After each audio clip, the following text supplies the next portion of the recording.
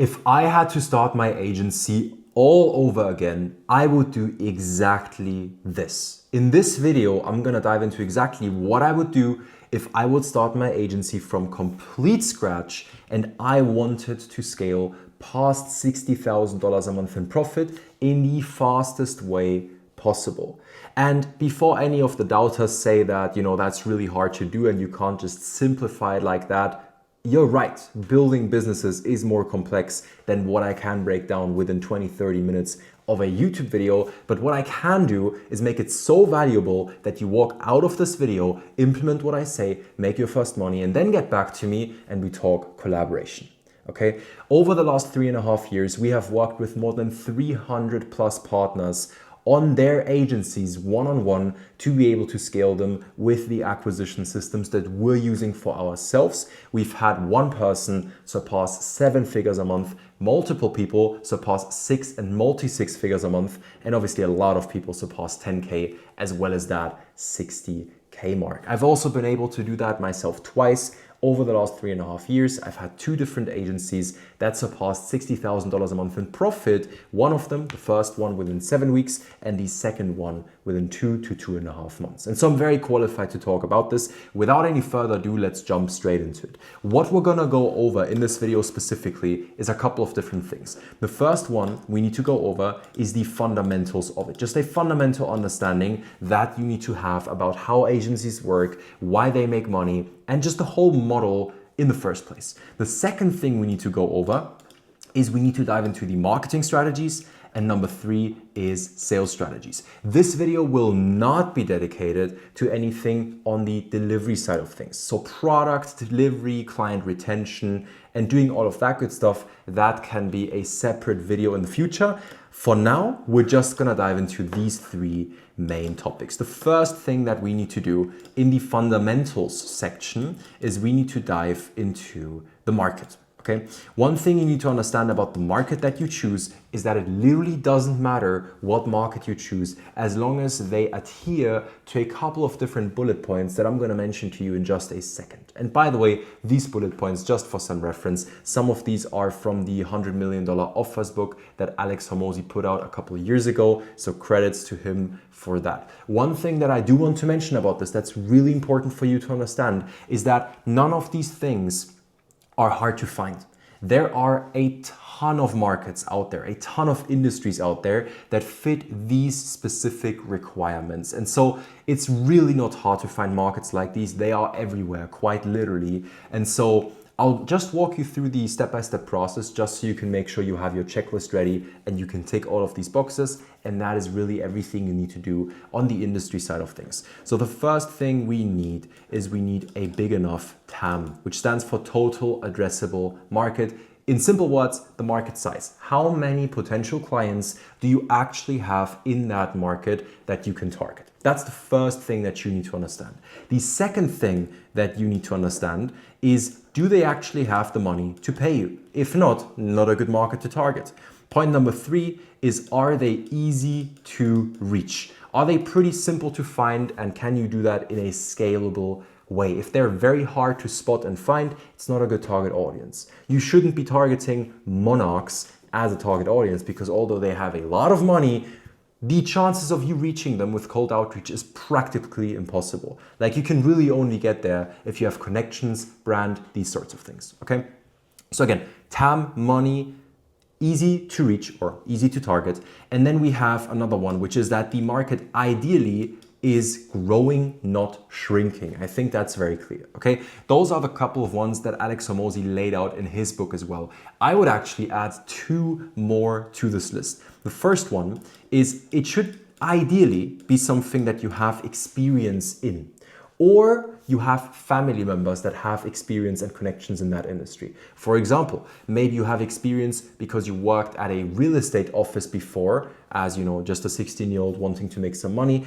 then that means that you have experience in real estate. You have connections in that industry. Maybe you have never worked a job in your entire life before and you're just, starting your business fresh out of school. That could be the case as well. That was the case for me, to be honest, when I started in 2022. In those kinds of cases, look at your family, look at your friends, look at the connections around you, look at the people that you know, and look at what they are or what industries they are pursuing. And based on that, you'll be able to find something. And then the last one is interest. Obviously, the industry should ideally be an industry that is of any interest to you. If the industry isn't interesting to you, why would you pursue it in the first place? You're just gonna burn out in the process, because building a business is not an easy thing to do. Like, you actually gotta do some stuff for it. And so for that reason, we wanna make sure that we pick something that you actually resonate with. Now, the good news for you is that these 4 are extremely easy to tick. It's not hard to find a market that has a good TAM, good money, easy to reach, and is a growing market. Many markets fit this. This is not a hard thing to do. These 2 might be a bit more tricky for you, but that is still not a problem, because even though they might be a bit more tricky, they are not needed. This is, ideally speaking, you can find something that you have experience in, or a family member has experience in that industry, and maybe even connections to set you up with the first couple of clients or interviews. And interest is obviously also something that's going to help you. These 2 things aren't going to be a non-negotiable that you need to have in place, but ideally speaking, if you do have the opportunity to have those ticked as well, make sure that you take advantage of that. So that is how we pick a market. Okay, makes sense. Now, how do we take it from there? We now know what market we actually want to work with as our ideal clients. The second part of this that we need to nail is we need to nail the pain. We need to understand what is the specific pain that these people are feeling, ideally the biggest pain that they are feeling, that you can solve for them. And by the way, one thing I want to mention here is that pretty much every single problem under the sun is solvable. There is no such thing as a pain point that you cannot solve. Now, ideally, you should pick one that's, not extremely hard to investigate and solve, because that's just, again, not a scalable business. But fundamentally speaking, if there's pain, if there's problems, you as the entrepreneur are there to provide the solution. That's what we're doing. That's what our clients are doing. That's what our partners are doing. And that's what everyone else in any industry is doing, because all businesses are vehicles to solve problems. And that is basically it, if you bring it down to the fundamentals. So again, understand what market you're gonna get into in the first place. After you understand what market you're gonna get into, you now wanna understand, okay, what is the main number one pain that this specific market is facing? And then based on that, you pick that pain, and now you create the solution to this pain. And this can be high level. You don't need to understand exactly how to provide that solution or how to build it up from the get-go. That is nothing that you need to do. The only thing you need to understand is that you're solving this pain through this mechanism, through this solution. After you've done that, you now want to create your offer structure. Okay, and there's a bunch of fancy things that people dive into when they talk about offers. Fundamentally speaking, to keep it simple, because simplicity scales, and that's what makes money fast. If we want to keep it simple for your offer structure, try to estimate roundabout based on industry statistics, maybe case studies of competitors, and just anything, any data points that you can research. Based on that, estimate how much money can you make your clients, given that you do well with your service within the time frame that you set out to work with them for. We usually recommend every single one of our clients that we work with, if they're in the starting phase, just go for a 3-month initial agreement, just because this is an extremely easy term to commit to. So say you do 3 months. Ask yourself, if you work together with this client for, say, again, 3 months, and you implement everything that you say you're going to implement, and you do well with the service, how much money are they going to make attributable to your service within a 12-month time window? Okay, based on this, for example, just to have an easy math example, say you estimate that you can make them about $100,000 over a 12-month time window through working together for that initial 3 months. And say that's even yearly, right? Say that's recurring. You know that you're providing a bunch of value to them. In these kinds of cases, you can easily charge 1/4 of what you make them over the year, or 1/5 of what you make them over the year. There's people that charge 1/10 as well, and even 1/20. I personally think 1/20 is way too low. I think 1/10 is like the sweet spot, and 1/4 or 1/5 is more applicable if this money is recurring. If this is one-time payments and then they have to go again, you can't really charge 25 or 20%. But if this is recurring and they're going to make this every single year from there, basically, then how much you make them lifetime is in the millions. And so you can easily charge 1/4. Say that's the case and it's a recurring yearly thing that they receive year on year from there, then you can, for example, say, okay, so you're gonna make 100K in the first year from this, which means in the first year, we charge 25K, you get a 4x ROI based on the work that we're doing. And then after that, you're gonna make 100K every year. Obviously, from these customers, you're also gonna get referrals, etc., etc. So you can financially model in front of the client and actually show him the returns that he's gonna be getting. And based on that, you can then say, okay, pricing on this offer is gonna be 25K, okay? Simple as that. You can say, okay, for example, 25K, either you do 25K in full for the 3 months, or you, for example, do, just as an example, 9K a month over those 3 months. So you can either pay it in retainer over those 3 months, or you can just charge it as a whole. Now, one thing I do want to mention here is that I'm aware that if you're starting out charging 25,000, whatever that may be, is a bit hard to do. One thing you need to understand here is that all just comes down to the confidence that you have in yourself, because the numbers add up. So it's not like you're charging a horrendous price that doesn't make sense. It's just that, for example, if you got out of a job or if you haven't been making that much money before, then, seeing 25,000 hit your bank account at once seems it seems too much. It feels weird, and I get that. So in those kinds of cases, obviously, don't try to shoot for the moon and have like a high ticket product that's like 25K, 50K, 100K from the get-go. Just go for the lower ticket ones, anywhere in between 2K all the way up to 10K as like the total fee that's being paid over the time of working together. So say you set your price point at an offer price of 8 grand. Many people, when they talk about offers, like to talk about guarantees. I don't like to do that. Why? Because I don't think guarantees make sense. There is nothing guaranteed in life and there is nothing guaranteed in business. And if someone isn't willing to commit to working with you on the project, that just means you didn't do a good enough job at the marketing and sales front. And so make those better. Now, is it completely dumb to offer guarantees, especially when you're starting out? No, not at all. You can offer guarantees. If you do ever think about offering guarantees, they are your joker card, right? It's like the last reference that you have. If you have a client that you know will get an amazing result, but you just for some reason cannot convert them, the guarantee is your joker card. That's what you put on the table, last resort, okay?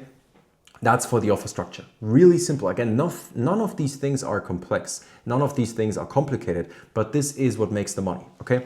So offer structure, we now have that in place. That is a couple of the fundamentals that we need. Now, one more thing that you could dive into when it comes to the fundamentals is messaging as well as positioning. Now, when it comes to messaging, all this is about is just what are the specific marketing angles that you're gonna tap into when you're marketing to this specific segment of an audience. And the only thing you really have to think about there is what is their list of problems, what is their, life looking like, and what are the things that they struggle with on a daily basis. All of that to say that all messaging is just understanding your ideal client really well, and then based on that understanding, crafting very compelling hooks in your marketing material that target the pain. How can you target the pain? By making them understand that you understand them. How can you do that? By, for example, having the intro, the hook of your ad, of your video, whatever that may be, being, hey, more than half of the real estate agents in the United States only have 50 leads or less per month that actually come through their door warm, and then there's the commission side of things and they don't earn enough money. You just describe their painful situation in as much detail as humanly possible, and that makes them understand that you understand them, and that makes you the money. When it comes to the positioning side of things, this is about your uniqueness, okay? And this one, and I do get that, this one is a hard one to get right.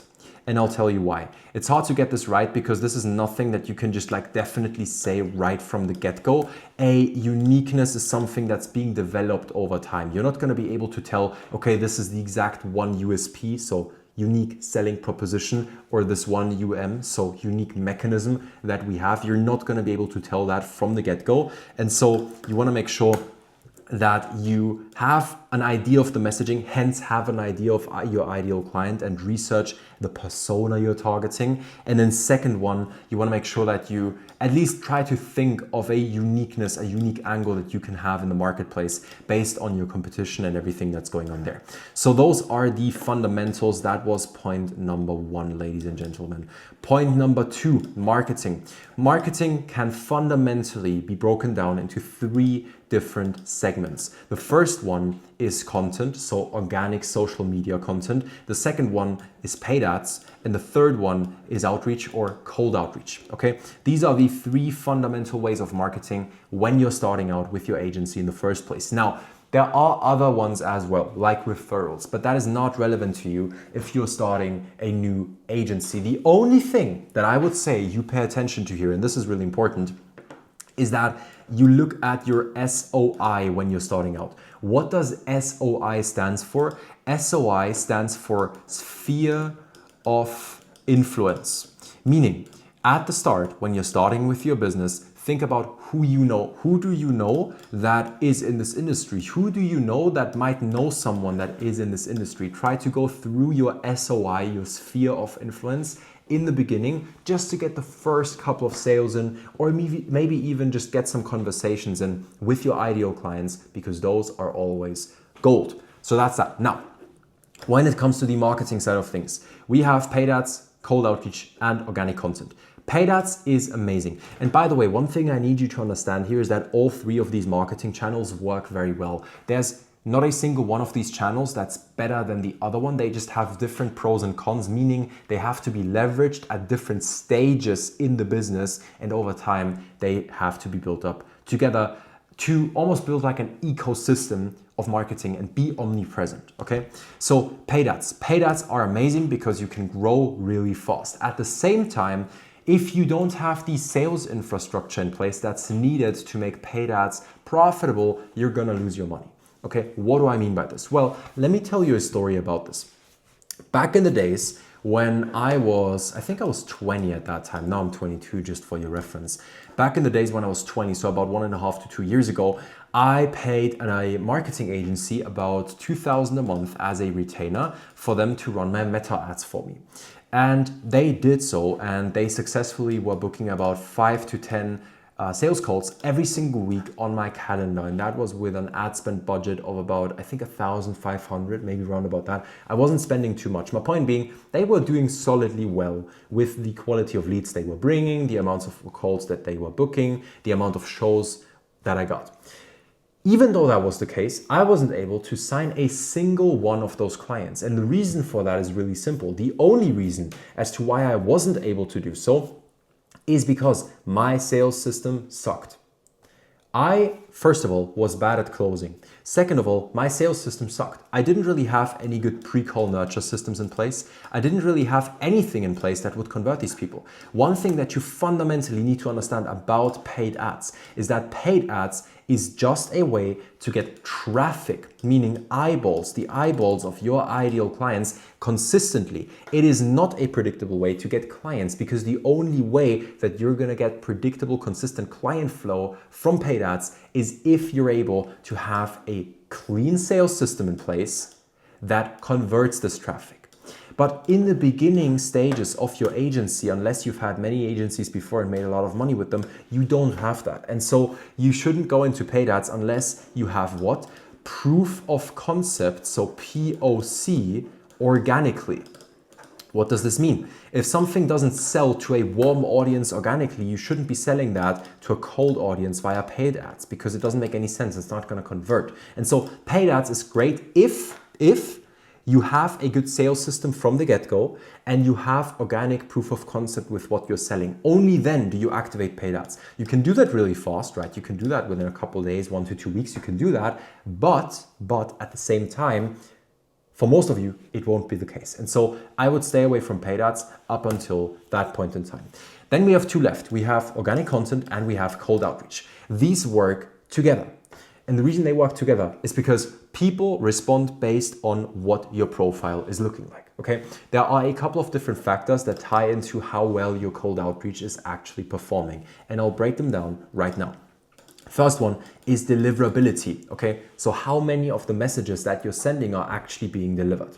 The second one, and by the way, I'm referring to cold outreach via emails, DMs, and these things, not necessarily cold calls. That is a topic for another day. I'm also happy to make a video about that, by the way. So again, deliverability is one of them. The next one is your profile.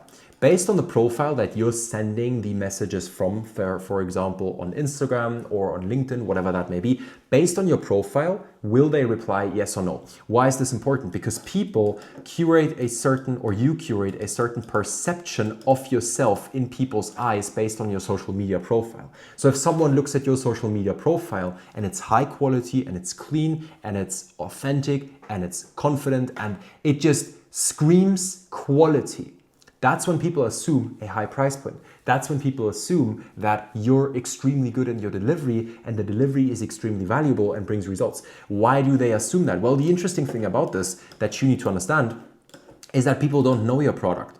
This is your marketing, this is your product. This is where your ideal clients are standing. This is this is more or less a face, okay? This is a wall in between the marketing and the product. People can't see how good your delivery is. The only thing that they perceive is the marketing. Everything that they perceive on the front end is exactly what they mirror to the back end. So they make an assumption on how good your product is or your delivery is based on the marketing that they see and the sales and every single interaction they have with you before buying. This is why your profile is so important, and this ties into the organic content that we're going to talk about in a second. So again, deliverability, profile. Then obviously the message that you're actually sending to people is very relevant, obviously. Then you have the follow-up sequence that you're using, that's also relevant. And then, and this is a really important one that most people just don't understand, is lead quality. If your lead quality isn't where it needs to be, none of this is going to work. You can have the best profile, the best deliverability, the best message, the best follow-up structure. If you do not have good lead quality, you won't succeed. Okay, this makes or breaks the whole system. So these are the 5 fundamental things that need to be fundamentally in place for you to be able to make money with cold outreach. Okay, now this ties into organic content. Why does this tie into organic content? This ties into organic content because, again, your profile is extremely relevant. Your face is relevant. If people have seen your face before and they are familiar with who you are, you're gonna make a lot more money. So organic content, there are a couple of different platforms that this ties into. YouTube is by far the #1 most important and relevant platform of all of them. This is where the money is made. This is why I'm sitting down pretty much every day, recording for YouTube, planning out content, shooting these videos. I don't do this for fun. I do this because you'll be able to see how competent we are at what we do, and you're gonna assume the value and the results of our delivery therefore. And so if you're still watching this video, I know that you're gonna become a partner or a client either now or in the future, but I don't care when it happens, okay? And so YouTube is the most powerful platform that you can leverage. And then after that, we have Instagram as well as LinkedIn. Now there are other ones. There's X and there is, Snapchat, and there is TikTok. TikTok, you just use to cross-post on IG. So like TikTok is not a standalone platform. You record your videos on TikTok and then you post them on there. It automatically saves this reel to your camera roll and then you post it on IG as well. It's really simple. And then for LinkedIn, LinkedIn is a professional platform. This is more for B2B type deals. You can set up a really good system for that on LinkedIn as well. Simple as that. These 3 platforms. Now, I have made other videos on how to actually implement the fundamental structures on these platforms. I have made videos about that. I have broken that down in detail. I've also broken down some of the actual content strategies that you can use. So if you want to see that, just right after you watched the entirety of this video, click on my channel and just click yourself through the last couple of videos that I posted, because I explain it right there. Cool. Perfect. After that, so this is marketing. This is what you need to understand about that. It's really only those two parts, right? After that, we have one more part to this, which is, let me just take this. Okay, doesn't matter, whatever. I don't know where this was. I think it was here. Cool. After this, we have sales. Sales is really important. Why? Because salespeople, excuse my horrible writing abilities, salespeople are the gatekeepers to the money. Meaning, if you have the best marketing in the world and everything is working extremely well, but your salespeople don't do their job, you're not going to make money. And so salespeople are extremely relevant in your company and in your company structure. At the start of your agency, you are obviously selling for yourself. You're not getting setters, you're not getting closers, you're doing it yourself. And then over time, you can hire these people when the systems are built out. You have POC, meaning proof of concept, and you're actually able to train and manage someone as well. Okay, sales system, cool. Now, there's two parts to this. The first one is what's called pre-call nurture. What pre-call nurture stands for is what happens in between the booked call to the actual call taking place. This time window is extremely relevant, and it's also called framing window. And within this framing window, you need to do a really good job at framing your prospects correctly. Simple as that. And then after that, we have another part to this, which is the closing process. When you actually do have them on a sales call, how do you close these people? Really simple. You use a framework called Closer. C-L-O-S-E-R. This is basically the step-by-step process that you're going through on any sales call to be able to convert anyone on anything. And this is not my own framework. Again, I have to credit this to, I think it was Alex Hormozi's framework. I'm not quite sure, but we have adapted this within our company over the last few months and years, and it's been working extremely well. And so I would say I'm pretty qualified to actually explain this and talk about this. Cool, perfect. So Closer, what does Closer stand for? Closer stands for clarify, label, overview, sell, explain, reinforce. Okay, cool. What does all of that mean? Clarify, first part. Clarify stands for you clarifying why they are on the call. How can you clarify why they are on the call? Well, you clarify that by asking them. Why? Because, well, basically everything you're doing within your sales process is asking questions. Asking questions is the most important part of the entire call. They should be speaking 90% of the time. You should be speaking 10% of the time. You clarify why they are on the call by just asking them, hey, what made you jump on the call? Now, some people are going to give you the problem that they are facing, the pain that they are actually there to solve directly. Some of them won't do that. If they give it to you directly, perfect. If they don't, you ask one more time. You just say, well, so for example, what some people will say is, well, I'm on the call because you texted me, or I'm on the call because you called me, or I'm on the call because I saw this ad, or I'm on the call because I saw your YouTube videos. Then you can say, okay, Mr. So-and-so, I really appreciate the feedback, but just to be like fully transparent on both sides, you're obviously not on the call because you saw an ad or someone called you or whatever that may be. That would be a full-time waste. You're probably here because you have a problem and you want to see whether we can potentially solve that in any way, shape, or form together. Am I right or wrong in saying that? Okay, cool. What's the issue? That is how you clarify. Cool. You now know the problem. What do you do next?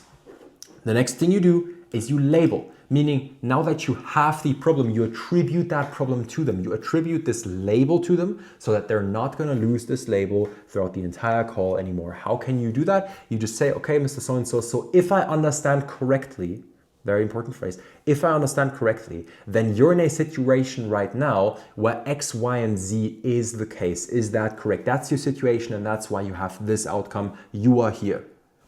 I attribute the label to them, okay? Now they have that label. They're not gonna lose it anymore for the entirety of the call, meaning at the end of the call, if there are any objections, I can go back on this, okay?